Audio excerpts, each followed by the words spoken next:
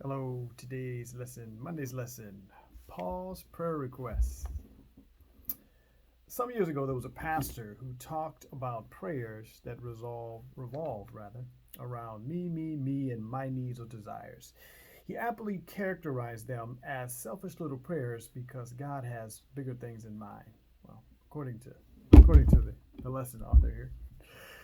Read Paul's prayer in Philippians 1 9 through 11. What is his focus and what big request does he make? What does it tell you about prayer? Let's give that a read. So let's go to Philippians 1 9 through 11. All right, there we go. And this I pray, that your love may abound yet more and more, in knowledge and in all judgment, that ye may approve things that are excellent, that ye may be sincere and without offense to the day of Christ, being filled with the fruits of righteousness, which are by Jesus Christ unto the glory and praise of God. So the question again was, what is its focus?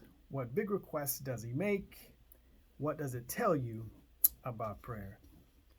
This prayer is only 43 words in Greek, but it encapsulates all of Paul's concerns, which he will expand on in the rest of the epistle. Love, knowledge, discernment, being sincere, not causing offense, and the righteousness we may have through Jesus Christ. Underlying this prayer, as well as Paul's previous expressions of thanksgiving, is an emphasis on the church as a whole. Paul's prayer is completely others-focused on behalf of the whole church and for its well-being. Let's look more closely at some of the individual elements of the prayer. Love to abound more and more. Paul doesn't just pray for more love, but for love guided in a specific direction. In knowledge and all discernment, Philippians 1 9. The reference to knowledge is not to merely intellectual knowledge, but implies a knowledge of spiritual things that can be gained only by fellowship with God and study of his word.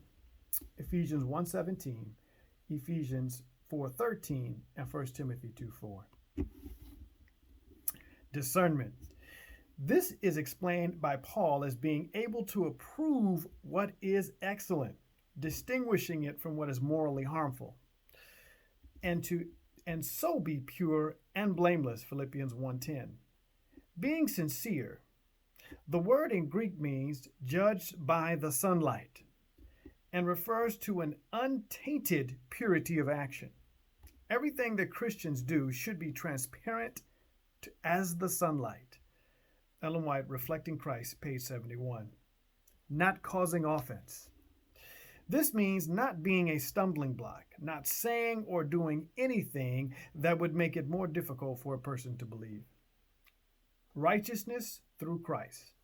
Paul dwells at length on this in the epistles of Romans and Galatians and will expand on it also in Philippians chapter 3. We have no righteousness of our own, but only what we receive through Christ. Whatever else we do, how can our love abound still more and more? Philippians 1 9. Why is that so important for the Christian life? Something to think about today. Also, read 1 Corinthians 13 1 through 8 to expand on that thought. But until next time, may God bless.